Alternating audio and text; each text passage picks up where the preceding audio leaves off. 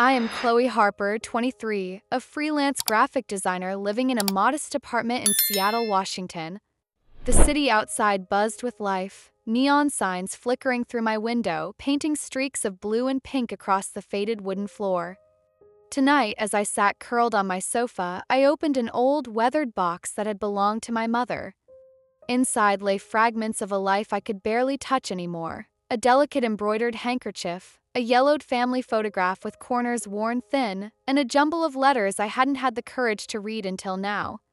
My fingers traced the fabric of the handkerchief, feeling the soft stitches, and memories from 6 years ago crashed over me like a relentless tide. I was 17 then, and the world had shifted in an instant. That was the day I lost my mother, the day a teacher's cruelty exposed a truth I wasn't ready to face, the day innocence and trust were replaced by the bitter taste of injustice. I remembered the cold hospital corridors, the sound of my own heartbeat echoing louder than anyone's words, and the helplessness that settled over me like a heavy fog. In that moment, I learned something vital. Life doesn't always hand out justice when we expect it, and sometimes it takes years for wounds to teach us who we truly are. Yet, even in that sorrow, a tiny ember of resilience began to glow. If you're still listening, we want to sincerely thank you for spending your time with us. Truly means a lot. We'd love to know, where in the world are you watching from? Drop your country in the comments and let's see how far this message has reached. If you haven't subscribed to the channel yet, I highly recommend doing it now so you won't miss any of our upcoming stories. These aren't just ordinary stories. They're filled with meaningful life lessons that can inspire, teach, and stay with you long after the video ends. Hit that subscribe button and join our growing community. Shattered memories. That day, I was sitting in my state Spanish exam at Roosevelt High School in Portland, Oregon. I was 17, a jittery teenager with an Apple Watch snug on my wrist, constantly checking messages from the nursing home where my mother, Eleanor Harper, 48, a devoted social worker, was fighting her final battle with terminal cancer. My heart was already racing, each tick of the clock a drumbeat of dread. And then my phone vibrated. A message from the nursing home flashed across the screen. "Your mother has about 30 minutes. Come immediately." The nursing home was 20 minutes on foot, 10 if I ran. Panic surged through me like icy water. I raised my hand, voice trembling, pleading with my teacher, Miss Evelyn Caldwell, 42, the notoriously strict Spanish instructor who rarely cracked a smile. My voice barely carried over the silence of the classroom. "Miss Caldwell, I need to go. My mother, she's dying." She didn't even glance at me. "Put the phone away or you will fail the exam," she said, her tone sharp, final. I tried to explain, tears streaming down my cheeks, words breaking in my throat. "Please, she's in her final moments. I need to be there." Her interruption cut through me like a knife. "She's been sick for a year, hasn't she?" she said, her voice dripping with sarcasm. "How convenient it happens to be on exam day." She snatched the phone from my hand and locked it in her desk drawer. I watched, frozen, as the device that linked me to my mother was stolen away. My chest tightened, the walls of the classroom seemed to close in on me, and every second felt like a lifetime. 29 minutes. 28. I could feel the blood pounding in my ears, the world shrinking into the narrow tunnel of panic and helplessness. I wanted to scream, to throw myself at her desk, to tear the drawer open and run, but reason and fear of failing kept me seated, paralyzed. The other students looked on, some sympathetic, most indifferent, caught in their own bubble of pens and papers, unaware or unwilling to be aware of the catastrophe unfolding in my heart. I remember the suffocating weight of injustice pressing down on me. The cruelty was not loud, not dramatic. It was calm, deliberate, and utterly devoid of empathy. Miss Caldwell returned to her grading, seemingly oblivious to the storm she had set in motion in my chest. I tried to focus, tried to write the exam questions, but every word blurred. My mind was no longer on Spanish conjugations or grammar. It was on my mother, on the ticking clock, on the cruel mockery of fate. By the time the final bell rang, I had no answers, no comfort, only the gnawing, hollow ache of knowing that the person I trusted to guide me, to teach me, had denied me the most basic human mercy. I ran, ignoring the eyes of classmates and staff, my legs trembling but moving as fast as fear and love could push them. 28 minutes had turned into eternity, and I feared it might already be too late. That day, I learned a bitter truth. Some people's authority masks cruelty, and some lessons come not from textbooks, but from the heartbreak of the world itself. The locked door. My best friend, Lila Torres, 17, an exceptional student with dreams of becoming a doctor, leapt to her feet. "Miss, let Chloe go," she demanded, her voice sharp, trembling with urgency. But Miss Caldwell planted herself firmly in front of the door, a human barricade, immovable and unyielding. "Anyone who helps her leave will be reported for academic misconduct," she warned, her tone cold, almost surgical in its precision. Through the gap beneath the desk, I caught a glimpse of my phone lighting up with another message. "Hurry!" Not much time left. My pulse raced, each second hammering through me like the relentless beat of a drum. I felt the walls closing in, suffocating me with the cruel impossibility of the situation. Then, through the hallways, the school's PA system crackled to life. Principal Henry Vaughn, 55, a former military officer, now school administrator, spoke with his authoritative voice. "Chloe Harper, report to the office immediately for a family emergency." Relief surged through me, a fragile spark of hope. I dared to hope that I could still make it to my mother in time. But Miss Caldwell moved to the speaker, pressing the button herself. The nursing home called an error. "The student is in the middle of an exam," she announced coldly. She turned back to me, eyes glacial, expression carved from stone. "Don't worry, your mother's probably used to being disappointed by you," she said casually, as though tossing a dagger straight into my chest. My chest tightened, each inhale shallow and panicked. 15 minutes left. The room tilted around me, my vision narrowing to the cruel lines of her face and the locked desk where my phone lay imprisoned. I could feel the panic blooming inside me, a storm threatening to consume every rational thought. Then, unexpectedly, Dylan Nguyen, 16, a quiet, withdrawn student, stood up. His voice cracked as he spoke, raw and unfiltered. "Chloe's mother is the only person who ever remembered my birthday. She baked me a cake, the first birthday cake I ever had." The emotion in his words trembled through the room like a sudden gust of wind, unearthing empathy even in the most indifferent hearts. Miss Caldwell snapped sharply. "Sit down, Dylan," she barked, authority meeting panic, but the moment had already broken through the walls of silence. Dylan sank back into his chair, shoulders shaking, tears streaming down his face.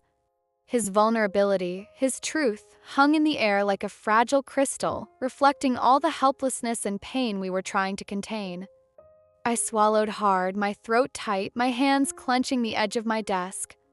The locked door, the stolen phone, and her merciless eyes felt like a physical weight pressing down on me. Yet within the chaos, a quiet, defiant ember ignited, a determination that no one, not even a teacher wielding power with cruelty, could extinguish. My mother needed me, and I would not be stopped. Even as the clock ticked relentlessly, 18 minutes stretching out like eternity, I knew one thing with unwavering certainty. I would reach her, no matter the obstacles, no matter the indifference, no matter the cruelty. Hidden secrets. Miss Caldwell's eyes swept the room, and the curl of her lips became a small, cruel smile. "I bet her mother isn't even sick. She's just seeking attention like she always does," she announced, voice calm as if reading a grocery list. The words landed like stones. Then, with a practiced motion, she tapped a code into the desk console and activated the school's emergency shelter lock. Classroom door sealed with a dull, final click. We were trapped. 15 minutes. My chest felt compressed by an invisible vice, each breath shallower than the last.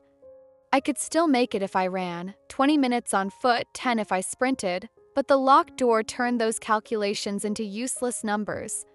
Panic and cold fury braided together inside me until I could hardly think. Maya Alvarez, who stuttered when she was nervous, began to cry. When everyone laughed at me for my speech, Chloe's mom taught me breathing exercises, she sobbed. She did it for free. Every day. Her words, raw and trembling, pushed through the classroom like a sob that could not be contained. Miss Caldwell rose from her chair as if to puncture that moment. If Chloe studied harder instead of visiting her mother, maybe she wouldn't have to fake emergencies, she snapped, as casual and dismissive as if making small talk about the weather. The room tightened around me. My Apple Watch buzzed against my wrist. A notification, Mom's heart rate dropping. The numbers flashed like a countdown. 12 minutes. The world narrowed to the tiny screen and the horrible factual beep that followed each diminishing pulse. I dropped to my knees, breath ragged. "Miss, she's dying, please, she's dying." My voice pleaded through tears. Then the classroom phone rang, its shrill sound slicing the air. "Is this Roosevelt High?" "This is the nursing home, Chloe Harper's mother." The voice on the line was frantic, official, pleading. Miss Caldwell yanked the handset away mid-sentence and snapped it shut as if sealing a letter. "How convenient the nursing home calls during an exam," she said, eyes glittering. Her interruption felt like theft, stealing not just words but any chance for the truth to be heard.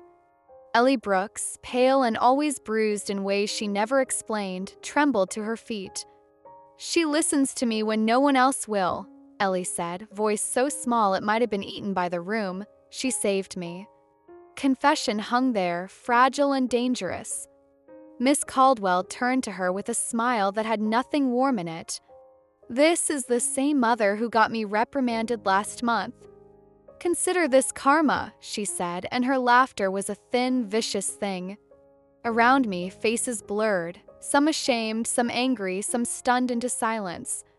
A few students shifted in their seats, their earlier focus evaporated. Dylan's chest heaved quietly, Lila's jaw had tightened into a white line. I felt every eye like an assessment and then like an accusation. Did I deserve this? Had I been selfish? The teacher's voice had a way of reframing everything as my fault. Clock on the wall continued its indifferent sweep. 11 minutes. 10. The numbers marched like soldiers toward a fate I could not stop. In that claustrophobic moment, the classroom ceased to be only a place of tests and conjugations. It revealed itself as a stage where power was performed and cruelty rehearsed daily. Miss Caldwell wielded authority like armor, her small acts of humiliation exposing what real harm could look like when institutional rules were bent into personal cruelty. But even as the panic throbbed in my temples and my lungs burned with the urge to run, something else stirred. Not just fear, but a fierce, embered clarity. These weren't merely words from a bad teacher. They were pieces of a larger pattern, a secret woven through the school's halls where complaints could be minimized and truth could be dismissed. I pressed my palm to the cool floor and listened to my own pulse match the digital beeps counting down my mother's life. The room smelled like old textbooks and bleach and something metallic, like the edges of anger. With every passing second, the stakes sharpened. 12 minutes ago, it had been a test. Now it was a choice: accept the locked door and teacher's verdict, or break through whatever barrier stood between me and the woman who had taught me how to breathe when words failed. The anonymous letter. The night before the exam, I found an envelope shoved under my apartment door. The paper was creased, smudged with fingerprints, and the handwriting inside was jagged, almost desperate. "Watch out for Caldwell. She once locked a student in during a heart attack back in 2017. Check Lincoln School's records." My heartbeat thudded in my ears as I read the words again and again. My stomach turned cold. I had told my mother about it that same night. Even though she was pale and weak, her voice still carried a quiet steel. "We'll bring this to the school board," she whispered. People like that shouldn't be teaching. But she never had the strength to follow through. Her treatments drained her energy. She was fighting for her life. Now, in this locked classroom, I understood. This wasn't just about exam rules. It was revenge. Caldwell wasn't merely keeping me from my mother, she was punishing her. 8 minutes. My knees trembled as I crawled toward the door, my palms slick with sweat. My chest burned as though someone had tied it tight with rope. I pressed my ear against the cold metal, listening for footsteps, escape, a miracle. Suddenly, Sophie Bennett, 17, the best student in class, perfect scores, never a detention, climbed onto her desk. Her voice cracked like thunder. "I have something to confess." The room stilled. Caldwell spun on her heel, eyes narrowing. "Sophie, what do you think you're doing?" Sophie locked her gaze on the teacher, her tone trembling but fierce. "I cheated on every exam. I hacked your computer. Check it." A gasp rippled through the room. Caldwell rushed to her laptop, fingers flying across the keyboard. Her face, normally composed, had gone pale. She typed her password once, twice, fumbling, her hands shaking. For the first time, she looked rattled, human. Sophie reached down, grabbed my hand, and whispered urgently, "Window! Now!" Then chaos erupted. Desks crashed over, books flew. Students shouted their own confessions, fake or real, it didn't matter, each one adding to the cacophony. Someone yelled about stolen answers. Another claimed to have hacked the grading system. It was an orchestrated rebellion. My heart surged with desperate gratitude. I lunged for the nearest chair, adrenaline blazing through my veins. Clock ticked. 6 minutes. With a sharp inhale, I swung the chair at the window. Glass shattered outward in a rain of glittering shards. Cold October air rushed in, biting my face. Without thinking, I scrambled through, the jagged frame scraping my arms. My palm sliced open on a shard, blood streaking the sill. I didn't stop. I hit the ground hard, knees stinging, and ran as if every second were a match striking against the fuse of my life. My mother's heart rate, the countdown on my watch, the memory of her voice, all fused into one command pulsing in my head: go. 6 minutes left. The final moment. I burst into the nursing home, my lungs burning, legs trembling from the sprint. Room 119. My mother lay there, small, frail, skin like fragile parchment stretched over her bones. My knees buckled, and I collapsed beside her bed, breath ragged, blood trickling from the cut on my hand. Time felt suspended, each second sharp and jagged. Her eyes fluttered open, a faint glimmer of recognition cutting through the haze of pain. "Mom, I love you." "I'm so sorry," I whispered, my voice breaking, shaking with everything I'd held inside for hours, days, years even. With what little strength she had left, she reached for my hand, her fingers curling weakly around mine. Her lips moved, a quiver, almost forming words. "I love," but no sound escaped. The effort exhausted her. Her hand slipped from mine, and her chest rose and fell one last time, then stopped. The silence that followed was suffocating, broken only by the muted beeping of the monitor, now lifeless. 5 minutes later, the rest of the class poured in, breathless, eyes wide with shock and guilt. Dylan knelt at the bedside, sobbing openly, his body shaking as if trying to absorb my mother's absence with his tears. Lila held my other hand, gripping tightly, her knuckles white, her own eyes glistening. Even Jacob Reed, the class clown, 16, who had always deflected serious moments with humor, stood frozen, silent, tears streaking his cheeks. Caldwell had stolen the chance for my mother to speak her final words. We all knew it, a quiet, collective horror settling over us. The room felt heavy, the air thick with grief and fury. The nurse confirmed the official time of death, 3:47 p.m. Call log revealed that the nursing home had tried to reach me from 3:17, exactly 30 minutes prior. 30 minutes Caldwell had known I had, and yet she had locked the door. Classroom's cruelty had followed me here, transforming into a personal vendetta, and it was unmistakable.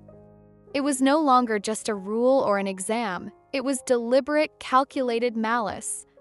My mother's final moments had been tainted by someone's misuse of power, and there was no way to undo it. The online battle. Back at home, Lila took immediate action. She created a chat group for our classmates, urging everyone to share their memories, their testimonies, anything that could document Caldwell's behavior. Slowly, the room filled with stories, 17 messages in total, each one a nail in the coffin of her false authority.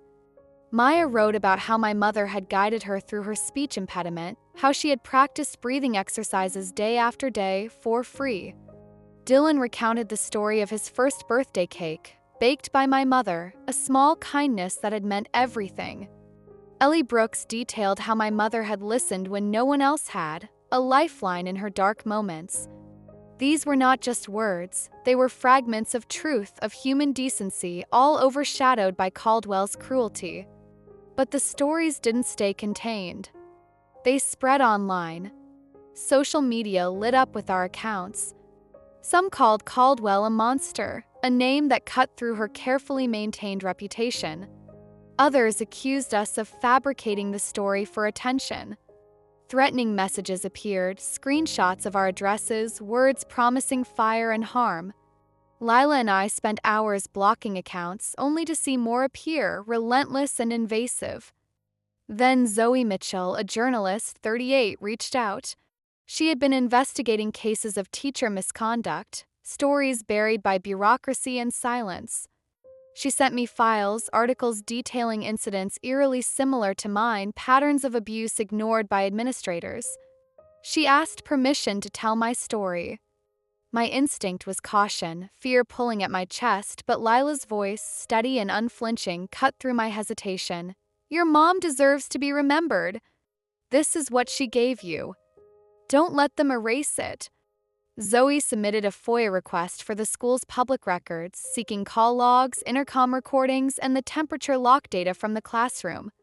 When the documents arrived, crucial minutes were missing, proof of deliberate deletion, of tampering. The evidence of Caldwell's malice was there, but incomplete, as if someone had tried to sanitize history. Even through the chaos, through grief and rage, a resolve formed inside me. The injustice I had endured, the final moments stolen from my mother, could not be allowed to dissolve into silence. Every testimony, every digital footprint, every journalist's article became a lifeline, a record that my mother existed, that her kindness and her life mattered. And so the fight began, not with physical confrontation, but with memory, with truth, with persistence against a system that too often protected power over people. Classroom doors had been locked, the window broken, but the story could not be contained. The memory of her hand, her half-formed words, her last breaths, all became the fuel that drove me forward. I would not let Caldwell's cruelty define the end of this story. My mother's love, her lessons, her life would speak louder than the teacher who had tried to silence them. The journey for justice. Process of seeking justice began quietly, painfully, in ways that were both bureaucratic and deeply personal. Amelia Gordon, 40, a dedicated caseworker from Child Protective Services, came to take Ellie's statement. The bruises on her arms, long ignored or dismissed by those around her, were confirmed as signs of abuse. My mother had always worried about Ellie, had wrapped extra snacks in her bag, taught her breathing techniques during panic attacks. Now, as I watched Ellie recount her experiences, I longed for my mother's presence, her warmth, her guidance, her calm reassurance. The world had taken her from me, yet her lessons and care lingered through the lives she had touched. Class convened at the community center, a space that smelled faintly of old gym mats and cleaning supplies, yet was neutral enough to serve as a safe ground for truth. We spent hours writing and notarizing statements, 43 in total. Each one captured moments of Caldwell's cruelty juxtaposed against my mother's kindness. Students recounted everything: the teacher who refused to allow phone calls during asthma attacks, the girl who was scolded for grieving the death of a pet, the whispers of fear that ran through every corner of that classroom. Every statement was a small beacon of resistance, a testament that the cruelty we had endured would not be erased. The school board launched an investigation, though its priorities were painfully clear. Protecting the integrity of standardized testing seemed more important than addressing the abuse. Caldwell was placed on paid leave, later reassigned to an administrative role at another school. Principal Vaughn received only a mild reprimand and was required to attend additional professional development, but retained his position. The system, though acknowledging the wrongdoing, still favored bureaucracy over real justice. I, too, faced punishment: $200 in fines for breaking the classroom window, or an alternative 20 hours of community service. Sophie, despite having confessed that her claims were fabricated to save me, was dragged into the school's disciplinary process, accused of academic dishonesty. My Spanish exam was marked incomplete, jeopardizing my college applications, and yet none of it could compare to the weight of what we had endured emotionally. Even amidst these disappointments, the class rallied together. The statements we wrote, the stories we told, and the truth we broadcast online created a tapestry of accountability that could not be ignored. We preserved the memory of my mother in each word, ensuring that her courage, kindness, and vigilance over her students would outlast the cruelty she had fought against in life. Her legacy had become our compass, guiding us through the morass of injustice and procedural indifference. The final postcard. Later, in the quiet of my apartment, I returned to my mother's keepsake box. Among the faded photographs and carefully folded handkerchiefs, I found a postcard she had written before her illness had confined her to the nursing home. Her handwriting was faint, trembling, but the message was clear. "Chloe, I am proud of you. Don't let anyone make you doubt yourself." I held it close, feeling the weight of her love and the enduring clarity of her words. I played an old voicemail she had left me once, her gentle voice reminding me to schedule a dental appointment, ending with the familiar, unshakable phrase, "I love you." I saved that recording on every device I owned, fearing the loss of any fragment of her presence. Each echo of her voice was a lifeline, a reminder that even though she was gone, her guidance and her unwavering belief in me were still alive, anchoring me through the turbulence of grief and injustice. Even with the official systems failing us in small but significant ways, I felt a sense of closure in preserving these memories. Class statements, the social media accounts, the documented abuses, they were all vessels of truth. They carried both the story of my mother's selflessness and the exposure of Caldwell's malice. I realized then that justice is rarely neat, rarely immediate. It often comes piecemeal, through persistence, documentation, and collective effort. And though the wounds would linger, my mother's love, and the tangible proof of her impact on those around her, was something no system could ever erase. I placed the postcard back carefully, alongside the handkerchiefs and photographs, a quiet shrine in my apartment. It was more than a memento, it was a compass. Every time I felt doubt, grief, or fear creeping in, I would return to it, hearing her voice, feeling her presence, and remembering that love and integrity are forces more enduring than cruelty, more powerful than indifference. Even as I faced the bureaucratic hurdles, the social scrutiny, and the lingering trauma of that day, I felt my mother's spirit guiding me. Her lessons had become our armor, her love our motivation, and her voice the final word in a story that Caldwell had tried to control.